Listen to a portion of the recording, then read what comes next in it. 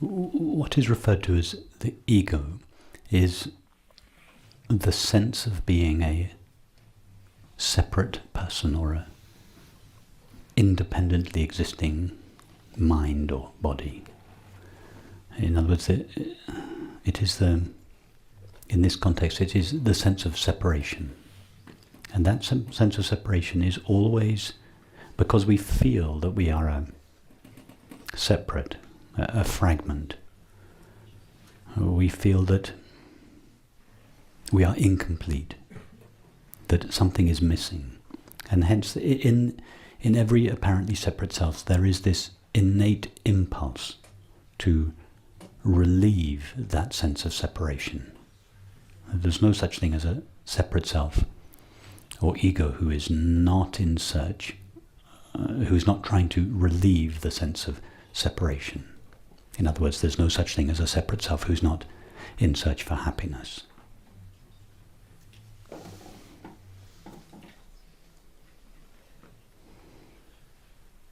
Now, if we could totally accept the separate self in ourselves, we should, by definition, also be able to totally accept whatever it is we are resisting.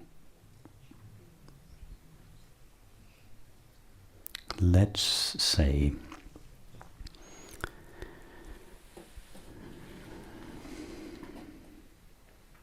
that you are suffering because your girlfriend has left you. And that,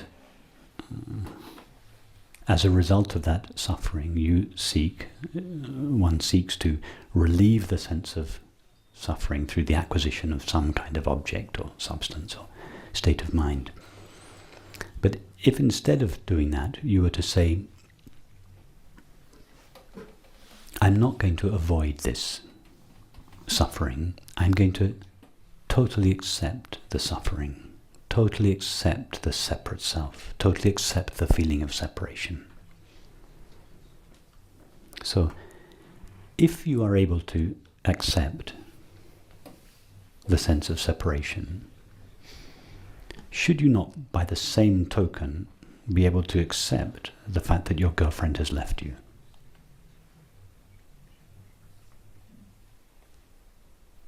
And if you were able to do that, what would become of your suffering?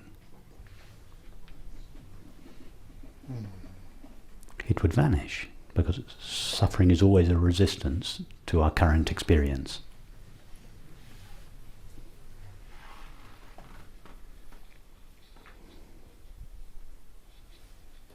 So what I'm saying is that to accept the ego, but not to accept whatever it is that the ego is resisting, is a kind of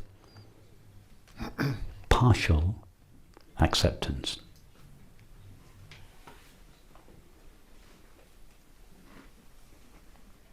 And it doesn't bring the separate self to an end. It doesn't bring our suffering to an end. In other words, we're still left with partial suffering. So you want to end suffering? There's no such thing as a separate self who doesn't want to end suffering. This is the fallacy of the Neo-Advaita movement.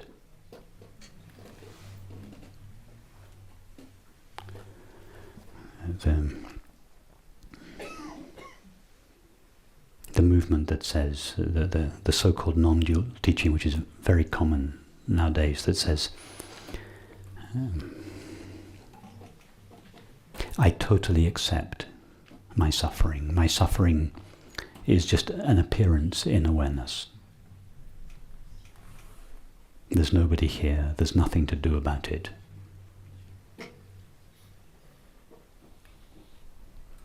This is the ego masquerading as non-dual wisdom.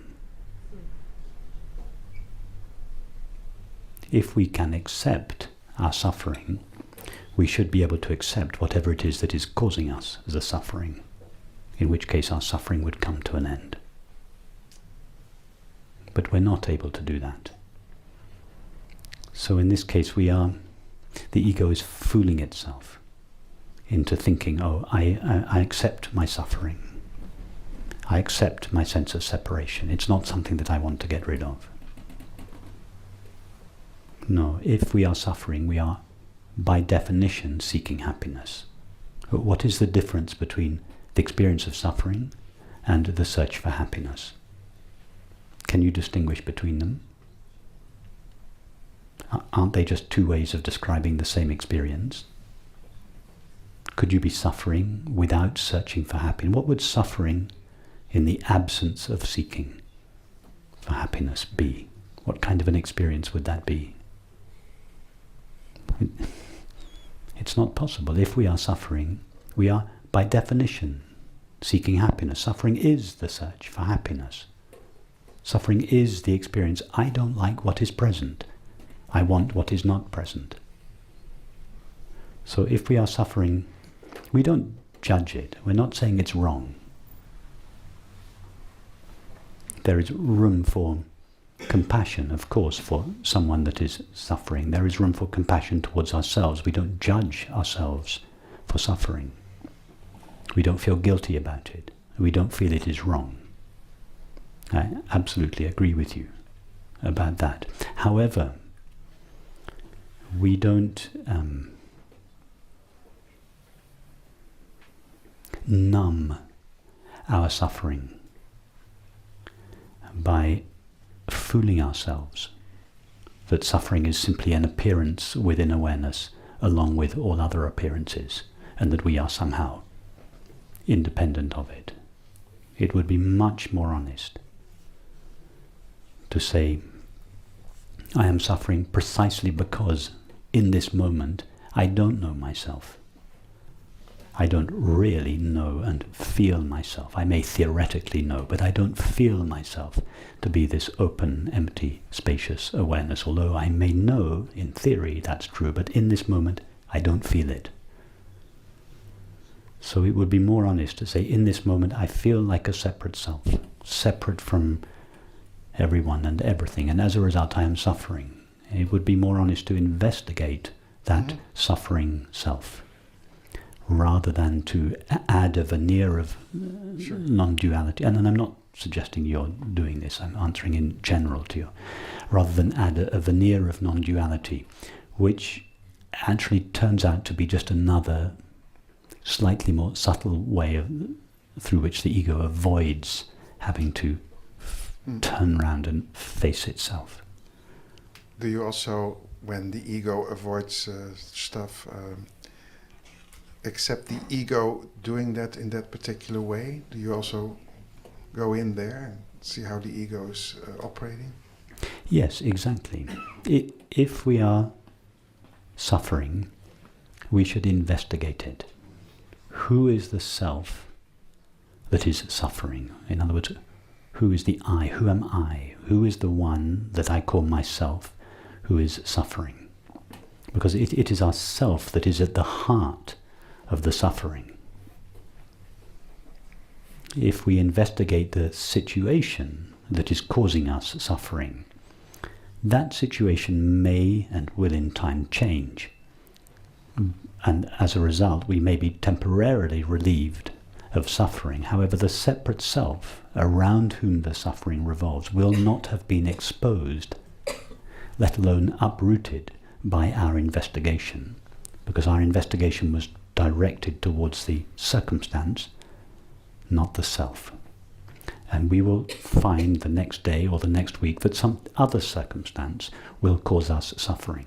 Are you trying to uproot the separate self? No, we're not trying to uproot it as such, because if the separate self, only something that really exists can be uprooted.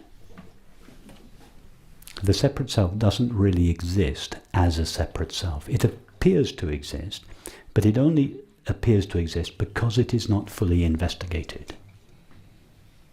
In other words, the only reason we seem to be temporary finite selves is because we have allowed the true and only self, of pure awareness to be mixed with our thoughts and feelings. And this mixture of what we essentially are with thoughts and feelings produces this entity called a finite awareness or finite mind or separate self. And that separate self is an apparent limitation that is superimposed on the true and only self of pure consciousness. You cannot, in other words, you cannot uproot the separate self because there is no real existing entity. You cannot kill King Lear because who is King Lear? There is nobody there called King Lear. The one that is really there is John Smith. So King Lear does not have to be, we don't have to deal with King Lear. We have to see the nature, the essential nature of King Lear. In other words, we have to see that King Lear is John Smith. We don't have to uproot the separate self or even deal with the separate self. We don't have to attend to all the various reasons or causes for its suffering. We have to investigate the separate self itself. And if we investigate the separate self, that is, if the separate self investigates itself, if our minds explore, what am I really? We never actually find this separate finite entity. If King Lear really investigates who he is, he doesn't find a person called King Lear. He finds John Smith, or rather, John Smith finds John Smith. So, no, although it is, it might be legitimate in a certain context to, as I did a few minutes ago, to speak of the exposing and uprooting of the separate self. That's just a casual way of speaking. Mm-hmm. To expose the separate self is to expose the non-existence of the separate self. And therefore there's no question of uprooting it, but it seems to be an uprooting as long as the separate self seems to be real. So that is why in this approach we don't get busy with any of the particular thoughts and feelings that the separate self has, because that would be just cutting the branch, pruning the tree without cutting its roots. If we prune the tree, it just grows. In time it will grow again. So this is why here we just attend to the true self. The traditional analogy that many of you will be aware of is the snake and the rope. Mistaking what is in fact a rope for a snake. We don't try to get rid of the snake. Because we may get rid of the snake, we may realize it's not a snake, but realizing it is not a snake is not synonymous with seeing the rope. We may realize it's not a snake, but we might think it's a stick. And then we investigate the stick. We might think it's a crack in the road or a shadow. What brings the knowledge of the appearance of the snake or the crack or the stick or the shadow or indeed any superimposition on the rope to an end is the clear seeing of the rope. We don't investigate snakes and sticks and shadows and cracks. We go directly, we see the reality, and the clear seeing of that reality puts an end to all possible future superimpositions. So that's why here we don't attend to the stories of the separate self, or I'm miserable because my mother or my father did or didn't do this to me, etc., etc., etc. We don't attend to those, because even if we were to resolve those situations, there would be some other cause for our misery. We investigate the nature of who we are, and the clear seeing of who we are puts an end to any subsequent forms of identification or limitation and therefore unhappiness.